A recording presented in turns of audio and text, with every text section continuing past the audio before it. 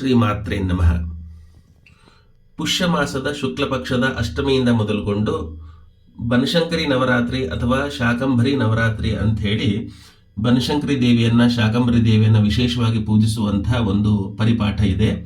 ಶಾಕಂಭರಿ ನವರಾತ್ರಿ ಅಂತ ಕರೆಯುವ ಈ ದಿನಗಳಲ್ಲಿ ಶಾಕಂಭರಿ ಪೂರ್ಣಿಮೆಯೂ ಬರ್ತದೆ. ಶಾಕಂಭರಿ ಪೂರ್ಣಿಮೆಯ ದಿನ ಬಾದಾಮಿಯ ಹತ್ತಿರ ಇರುವಂತಹ ಬನಶಂಕರಿಯ ದೇವಸ್ಥಾನದಲ್ಲಿ ರಥೋತ್ಸವ ಸಹ ನಡೀತದೆ. ಯಾರೆಲ್ಲ ಮನೆಗಳಲ್ಲಿ ಬನಶಂಕರಿ ದೇವಿಯನ್ನು ಕುಲದೇವತೆಯನ್ನಾಗಿ ಪೂಜಿಸುತ್ತಾರೋ ಅವರೆಲ್ಲರೂ ಸಹ ಶಾಕಂಭರಿಯ ಸಲುವಾಗಿ ಅಖಂಡ ದೀಪ ಸ್ಥಾಪನೆ, ವಿಶೇಷವಾದ ಪೂಜೆ, ನೈವೇದ್ಯ ಇವುಗಳನ್ನು ಮಾಡ್ತಾರೆ. ಹಾಗಂತ ಬರೀ ಈ ಯಾರ ಕುಲದೇವತೆಯಾಗಿ ಬನಶಂಕರಿ ದೇವಿ ಇದ್ದಾಳೋ ಅವರು ಮಾತ್ರ ಬನಶಂಕರಿಯನ್ನು ಪೂಜೆ ಮಾಡಬೇಕು ಅಂತ ಏನೂ ಇಲ್ಲ. ಮನೆಯಲ್ಲಿ ಚಿತ್ರಪಟ ಇದ್ದರೆ ಅಥವಾ ಯಾವುದಾದ್ರೂ ಒಂದು ದೇವಿಯ ಚಿತ್ರಪಟ ಇದ್ದಲ್ಲಿ ಅಥವಾ ಮನಸ್ಸಿನಲ್ಲೇ ಬನಶಂಕರಿ ದೇವಿಯನ್ನು ಈ ದಿನಗಳಲ್ಲಿ ಸ್ಮರಿಸಿ ಆಕೆಯ ಸ್ತೋತ್ರ, ಆಕೆಯ ಮಂತ್ರ ಜಪವನ್ನು ಮಾಡೋದರಿಂದ, ಆಕೆಯ ಕವಚಪಾರಾಯಣ ಮಾಡೋದರಿಂದ ವಿಶೇಷವಾದಂಥ ಫಲ ಇದೆ. ಶಾಕಂಭರಿ ದೇವಿಯ ಮಹಿಮೆಯನ್ನು ಶಾಕಂಭರಿ ಉಪನಿಷತ್ ಅಂತ ಹೇಳಿ ಒಂದು ಉಪನಿಷತ್ತಿನಲ್ಲಿ ಕೂಡ ವರ್ಣಿಸಲಾಗಿದೆ. ಅದಲ್ಲದೆ ದುರ್ಗಾ ಸಪ್ತಶತಿಯಲ್ಲಿ ಬರುವ ನಾನು ಶಾಕಂಭರಿ ರೂಪದಲ್ಲಿ ಯಾವಾಗ ಮನುಷ್ಯ ಹಸುವಿನಿಂದ ನರಳುತ್ತಾ ಇರ್ತಾನೋ ಆವಾಗ ನಾನು ವಿವಿಧ ತರಕಾರಿಗಳ ರೂಪವನ್ನು ಧರಿಸಿ ವಿವಿಧ ತರಕಾರಿಗಳನ್ನು ಪ್ರಸಾದಿಸಿ ಮನುಷ್ಯರ ಹಸಿವನ್ನು ಕಳಿತೇನೆ ಅಂಥೇಳಿ ದೇವಿಯು ವಚನ ಇದೆ, ದೇವಿಯ ವಚನವೇ ಇದೆ. ಅಲ್ಲದೆ ನಾವು ಮೂರ್ತಿ ರಹಸ್ಯದಲ್ಲಿ ಸಹ ಶಾಕಂಭರಿ ದೇವಿಯ ಸ್ವರೂಪ ಹೇಗಿರ್ತದೆ ಅಂಥೇಳಿ ಒಂದು ಶ್ಲೋಕವೂ ಇದೆ, ಧ್ಯಾನ ಶ್ಲೋಕವೂ ಇದೆ. ಶಾಕಂಭರಿ ನೀಲವರ್ಣ ನೀಲೋತ್ಪಲ ವಿಲೋಚನ ಗಂಭೀರಣಾಭ್ಯಸ್ತ್ರಿಬಲೆ ವಿಭೂಷಿತ ತನೂದರಿ ಸುಕರ್ಕಶ ಸಮೋತ್ತುಂಗ ವೃತ್ತ ಪೀನ ಘನಸ್ತನಿ ಮುಷ್ಟಿಂ ಶೀಲಿ ಮುಖೈ ಪೂರ್ಣಂ ಕಮಲಂ ಕಮಲಾಲಯ ಪುಷ್ಪ ಪಲ್ಲವ ಮೂಲಾದಿ ಫಲಾಢ್ಯಂ ಶಾಕ ಸಂಚಯಂ ಕಾಮ್ಯ ಅನಂತರಸೈರ್ಯುಕ್ತಂ ಕ್ಷುತೃಷ್ಣ ಮೃತ್ಯು ಜರಾಪಹಂ ಅಂಥೇಳಿ ನಾವು ಆಕೆಯನ್ನು ಸ್ತೋತ್ರ ಮಾಡ್ತೀವಿ. ಅಂದರೆ ಆಕೆಯ ಸ್ವರೂಪವನ್ನು, ಅಂದರೆ ಯಾವ ರೀತಿ ಆಕೆ ನೀಲವರ್ಣದಲ್ಲಿ ಮತ್ತು ನೀಲ ಕಮಲದ ಕಣ್ಣುಗಳನ್ನು ಹೋಲುವಂತಹ ಕಣ್ಣುಗಳನ್ನು ಧರಿಸಿದವಳಾಗಿ ಉತ್ತಮವಾದಂಥ ದೇಹವನ್ನು ಧರಿಸಿ ತನ್ನ ಕೈಯಲ್ಲಿ ಪುಷ್ಪ ಅಂದರೆ ಹೂವು, ಪಲ್ಲವ ಅಂದರೆ ಚಿಗುರು, ಮೂಲ ಅಂದರೆ ಬೇರಿನಲ್ಲಿ ಬೆಳೆಯುವಂಥ ತರಕಾರಿಗಳು, ಫಲಗಳು, ಅನೇಕ ಶಾಖ ಸಂಚಯಗಳನ್ನು ಧರಿಸಿದವಳಾಗಿ ನಮ್ಮ ಹಸಿವು ಮತ್ತು ಮೃತ್ಯು ಸದೃಶವಾದಂಥ ಹಸಿವನ್ನು ಕಳೆಯುವುದಕ್ಕೆ ನಿಂತಿದ್ದಾಳೆ ಅಂಥೇಳಿ ನಾವು ಈ ಆಕೆಯ ಧ್ಯಾನವನ್ನು ಮಾಡ್ತೇವೆ. ಅಂಥ ಒಂದು ದೇವಿಯ ಸ್ತೋತ್ರ ಪಾರಾಯಣ ಮಾಡೋದಕ್ಕೆ ವಿಶೇಷವಾದ ದಿನಗಳು. ಮುಖ್ಯವಾಗಿ ಬನಶಂಕರಿ ಅಥವಾ ಶಾಕಂಭರಿ ದೇವಿಯ ಪ್ರಾತಸ್ತವ ಪ್ರಾತಸ್ಮರಣ ಸ್ತೋತ್ರ ಅನ್ನೋದು ಒಂದು ಬಹಳ ಜನಪ್ರಿಯವಾದಂಥ ಸ್ತೋತ್ರ. ದೇವಿಯನ್ನು ಅಡಿಯಿಂದ ಮುಡಿಯವರೆಗೆ ಆಕೆಯ ವಿವಿಧ ಸ್ವರೂಪಗಳನ್ನು, ಲೀಲಾ ವೈಭವವನ್ನು ಸ್ತೋತ್ರ ಮಾಡುವಂಥ ಒಂದು ಪರಮಮಂಗಳವಾದಂಥ ಒಂದು 5 ಚರಣಗಳುಳ್ಳಂಥ ಒಂದು ಸ್ತೋತ್ರ. ನಾನು ಈ ಸ್ತೋತ್ರದ ಸಾಹಿತ್ಯವನ್ನು ಡಿಸ್ಕ್ರಿಪ್ಷನ್ ಬಾಕ್ಸಲ್ಲಿ ಹಂಚಿಕೊಂಡಿದ್ದೇನೆ ಮತ್ತು ನಮ್ಮ ಫೇಸ್ಬುಕ್ ಪೇಜ್ನಲ್ಲಿ ಸಹ ನೀವು ಈ ಸ್ತೋತ್ರದ ಸಾಹಿತ್ಯವನ್ನು ಪಡೆದುಕೊಳ್ಳಬಹುದು.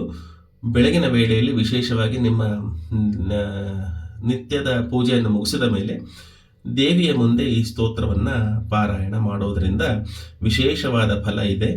ಆಕೆಯ ಹಣೆಯಲ್ಲಿ ಧರಿಸಿರುವಂಥ ಕಾಶ್ಮೀರ ದರ್ಪ ಮೃಗನಾಭೆ ಅಂದರೆ ಕಸ್ತೂರಿ, ಕೇಸರಿಯ ಕುಂಕುಮದಿಂದ ಹಿಡಿದು ಆಕೆಯ ಕೈಯಲ್ಲಿ ಧರಿಸಿರುವ ಬಳೆಗಳು, ಆಕೆಯ ಕೈಯಲ್ಲಿ ಧರಿಸಿರುವಂಥ ಘಂಟ, ತ್ರಿಶೂಲ, ಕರವಾಲ ಇತ್ಯಾದಿ ಆಯುಧಗಳು ಮತ್ತು ಆಕೆಯ ಪಾದಪದ್ಮಗಳು, ಅಂದರೆ ಯಾವ ಪಾದಪದ್ಮಗಳಿಗೆ ಬ್ರಹ್ಮ, ಇಂದ್ರ, ರುದ್ರಾದಿಗಳು ಸಹ ನಮಸ್ಕಾರ ಮಾಡ್ತಾರೋ ಅಂಥ ಒಂದು ಪಾದ ಪದ್ಮಗಳ ವರ್ಣನೆ.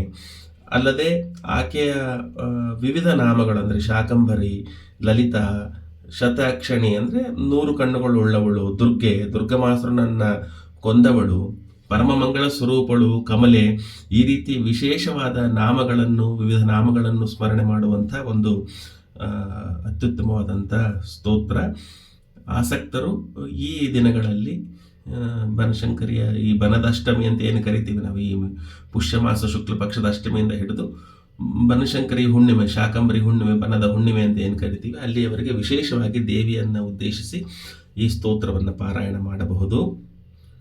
ಪ್ರಾತಸ್ಮರಾಮಿ ತವ ಶಂಕರಿ ವಕ್ತ್ರಪದ್ಮಂ ಕಾಂತಾಲಕಂ ಮಧುರಮಂದಹಾಸಂ ಪ್ರಸನ್ನಂ ಕಾಶ್ಮೀರದರ್ಪ ಮೃಗನಾಭಿಲಸಲ್ಲಲಾಟಂ ಲೋಕತ್ರಯಾಭಯದಾಚಾರು ವಿಲೋಚನಾಢ್ಯಂ ಪ್ರಾತರ್ಭಜಾಮಿ ತವ ಶಂಕರಿ ಹಸ್ತವೃಂದಂ ಮಾಣಿಕ್ಯ ಹೇಮವಲಯಾದಿ ವಿಭೂಷಣಾಢ್ಯಂ ಘಂಟಾ ತ್ರಿಶೂಲಕರವಾಲ ಸುಪುಸ್ತಕೇಟ ಪಾತ್ರೋತ್ತಮಾಂಗಡಮರುಲ್ಲಸಿತಂ ಮನೋಜ್ಞಂ ಪ್ರಾತರ್ನಮಾಮಿ ತವ ಶಂಕರಿ ಪಾದಪದ್ಮಂ ಪದ್ಮೋದ್ಭವಾದಿ ಸುಮನೋಗಣ ಸೇವ್ಯಮಾನಂ ಮಂಜುಕ್ವಣಿತ ಕನಕ ನೂಪುರ ರಾಜಮಾನಂ ವಂದಾರು ವೃಂದ ಸುಖೀರು ಮುದಾರ್ಯ ಹೃದ್ಯಂ ಪ್ರಾತಸ್ತು ವೇತ ತವ ಶಂಕರಿ ದಿವ್ಯಮೂರ್ತಿಂ ಕಾದಂಬ ಕಾನನಗತಾಂ ಕರುಣಾರಸಾರ್ಧ್ರಂ ಕಲ್ಯಾಣಧಾಮ ನವನೀರದ ನೀಲಭಾಸಂ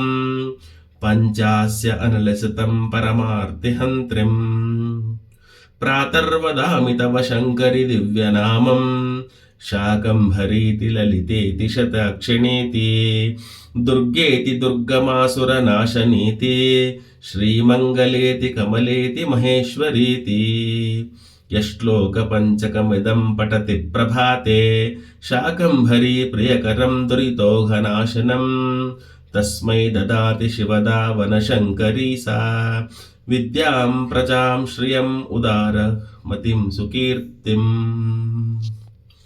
ಈ ಶ್ಲೋಕವನ್ನು ಪ್ರಾತಃ ಸಮಯದಲ್ಲಿ ನಿತ್ಯವೂ ಪಾರಾಯಣ ಮಾಡಬಹುದು. ವಿಶೇಷವಾಗಿ ಬನಶಂಕರಿಯನ್ನು ಪೂಜೆ ಮಾಡುವಂಥ ಈ ದಿನಗಳಲ್ಲಿ, ಬನಶಂಕರಿ ನವರಾತ್ರಿಯ ಸಮಯದಲ್ಲಿ ಅಥವಾ ವೈಶಾಖ ಮಾಸದ ಕೃಷ್ಣ ಪಕ್ಷದಲ್ಲಿ ಬರುವಂಥ ಬನಶಂಕರಿಯ ಅವತಾರ ದಿವಸಗಳಲ್ಲಿ, ನವರಾತ್ರಿಯ ಸಮಯದಲ್ಲಿ, ಅಥವಾ ನಮ್ಮ ಮನಸ್ಸಿಗೆ ಯಾವಾಗ ಆ ದೇವಿಯನ್ನು ಈ ರೀತಿ ಸ್ತೋತ್ರ ಮಾಡಬೇಕು ಅಂತ ನಮಗೆ ಅನಿಸಿದಾಗ ವಿಶೇಷವಾಗಿ ಬನಶಂಕರಿಯನ್ನು ಅಡಿಯಿಂದ ಮುಡಿಯವರೆಗೆ ಆಕೆಯ ಪರಮ ಮಂಗಳವಾದ ರೂಪವನ್ನು ವರ್ಣಿಸುವಂಥ ಈ ಶ್ಲೋಕವನ್ನು ಪಾರಾಯಣ ಮಾಡಬಹುದು.